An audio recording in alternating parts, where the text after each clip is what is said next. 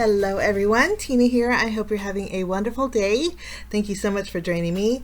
Today we're going to create a card for Pretty Pink Posh. Super excited about this. We're using two items from the Pretty Pink Posh shop. We have the Peonies Stencil. It's great on its own, and then we also have the Peonies stamp set. We're going to put these both together to create our card today. Now, this stamp set does have coordinating dies. I don't happen to have them, but no worries. If you do decide to get dies or want dies, I'll link them down below. I only say that because the dies will work with the stamp set and the stencil, so that's pretty awesome. I'm taking some white cardstock and we're going to stamp one of the flowers along with a couple of the leaves, and then there is a peony flower bud in the stamp set. We're going to stamp that also. We'll just kind of evenly space them. We're going to be doing some ink blending using the stencil, and so I kind of want them spaced apart a bit. I think that's going to work out fabulous. I'm going to take my VersaFine Onyx Black ink pad and go over my images, and then we're going to go ahead and stamp the flowers. You're going to see how pretty they are in just a minute. We'll ink them up. Aren't they so pretty? This is a nice floral that has large openings that you could use with watercolor, your Copic markers, lots of different mediums. I thought we'd use the stencil and do a little bit of ink blending with Distress Oxide inks today. So we are going to go ahead and grab our stencil, and you can see the detailed lines in here is really pretty. I'm going to spray it with my Pixie spray, and then we are going to add this over our stamped image and do a little quick and easy ink blending. Now again, this stencil is perfect on its own, and the coordinating dies for the stamp set will die cut out these two, which is nice. Okay, now that my stencil has a little tackiness to it, we're going to layer. There's two of them that look almost the same, and I think it's going to be, maybe not this one. We're going to try the other stencil, the other one, and we're going to line it up. Now what this is going to do is add some white highlighted areas around your stamp lines. It's actually really pretty. I'm going to mask off the open areas just so I don't add extra color to my white cardstock. And we are going to color our flower with some pink Distress Oxide inks. This is spun sugar, and I'm going to use my blending brush that happens to have worn lipstick on it, so I'm going to use a towel and kind of wipe it off. This way we can add a little bit of a lighter pink.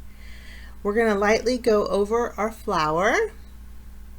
The nice thing about this too is the stencil is partially masking off your dotted center of your peony, so you're going to have black and white polka dots for your flower center, at least with this peony. Actually all of them have that.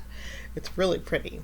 Now I'm highlighting it with a darker pink. This is Picked Raspberry, just adding it to the bottom, and then voila, our flower is colored in. Pretty easy peasy, huh? Okay, after we have this done, I'm going to take the flower bud and we're going to go over that with our stencil. And we're going to basically repeat the process. I added spun sugar, and then we're going to highlight the top of this with Picked Raspberry. And you can see that the stencil actually has those fine lines that actually have white highlights next to it. It's very, in the close-ups you will see it really pretty. I'm going to do the same thing, wipe off my stencil and put it over my leaves. Line it up. And then for my leaves, we're going to use two different shades of green. I'm bringing in Bundled Sage, and I have Twisted Citron on my blending brush, so we're wiping that off. And I think I oversaturated my blending brush because, I mean, or either that or my Bundled Sage is really juicy, because I didn't want it that dark, but we're going to roll with it. But that's Bundled Sage, and then I'm going to do a little highlighting with Forest Moss Distress Oxide ink, just so we have a little bit of a gradient with our leaves. And I think that looks fabulous. I'm just going to continue on with my last leaf and then the leaves in my flower bed, and our images are colored in quick and easy and good to go. Next, I'm going to use my scissors and fussy cut my images out, and again, these do have coordinating dies, but I don't mind fussy cutting them. After my images fussy cut, I did decide to cut color in and cut out one more of my flowers. It's the same exact flower as my other one.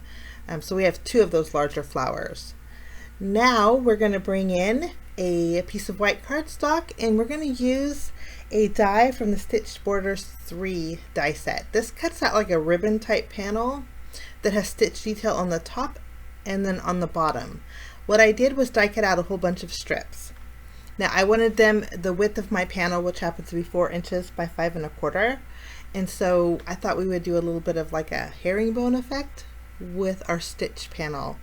I think I'm going to trim down my panel a 1/4 inch more. So it's going to be 3 3/4 inches by 5 inches, just so we have a little bit more of a border on our card base. I'm going to line one horizontally on the very bottom. Now I did overlap on the left and right only because my cut lines were crooked. You want to make sure that your end cut lines are very straight when you do this. But I did add one on the very bottom horizontal, and then one all the way to the left vertical. And then we're going to repeat horizontal, just lining up our edge against that last strip that we added, and then we're going to do the same thing, just repeating it. So horizontal, vertical, kind of creating L shapes all along. And keep those extra pieces too, because you could use those for your very end piece. And I am trimming off the overhanging as we go. It kind of creates a really pretty pattern, guys. Now again, we're going to add this, making sure our end is straight and all the way up to that left piece. Add some adhesive and repeat the process. Love how this turned out. And this would be really good with different colors of pattern paper too, guys. Kind of create a quilted effect. I think it looks really unique. I'm going to go ahead and take my flowers. We're going to pop all of our flowers up and our leaves up with some foam adhesive and place them in the bottom corner here. Kind of doing a little tucking with everything. And I'm thinking this looks really pretty.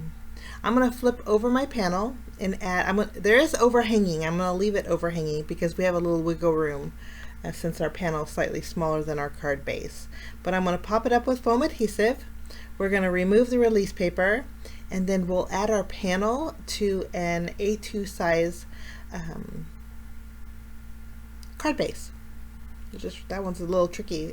It didn't want to lift up. Okay, our card base is a top folding card base. So I like to open them up just to make sure that it is the right side. And then we'll add our flower panel. For my sentiment, I'm bringing in the Pretty Pink Posh Simple Sentiments stamp set. And we're going to stamp Hello Friend. I thought we'd make a friendship card. I'm going to stamp that on a strip of white cardstock. I found this easier since these are all block letters, that if you cut your strip first and then stamp your sentiment, kind of works out better, because cutting thin strips like this is pretty tough. At least for me it is.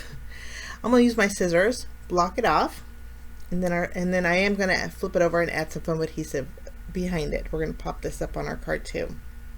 Now as I did this, I thought I need a little bit more black in my card, so I'm going to go very basic. I'm going to take my leaf image in the stamp set, stamp that on some white cardstock, and I'm going to stamp actually that one twice, and then I'll stamp the smaller leaf once. And I'm not coloring it in, guys. I'm going to leave it black and white. It kind of goes with the polka dots effect that the stencil created in the middle of our flowers. So I fussy cut these out, and we're going to flip these over, add some foam adhesive behind them, and then we're going to do a little arranging on the right side of our flowers, and then on that top left corner. We'll just tuck this on the right side, and I think this kind of just finishes it off, especially with that, again, the polka dots. Kind of like, I think stripes and polka dots go fabulous together, and so that's why I left these white. The lines just kind of reminded me of stripes. This one we're going to scoot over our rosebud a bit, add our next leaf, and then add our final leaf right in that top corner here. And I think that looks beautiful. Now after we have this done, I'm going to remove the release paper off of my sentiment and add that right on top of my flowers. And then we're just going to add a few bells and whistles, keeping it clean and classic. I'm going to be using the Pretty Pink Posh sparkling clear jewels. These have become my new favorite. They're faceted but clear, so they kind of have a little bit of softness to them. I'm going to add a few around my image, and then that finishes off my card today, guys. If you'd like to see still shots, I'll leave my blog, the coordinating blog post, down below. But I thank you so much for joining me. I wish you a fabulous day, guys, and we will see you again real soon. Bye-bye.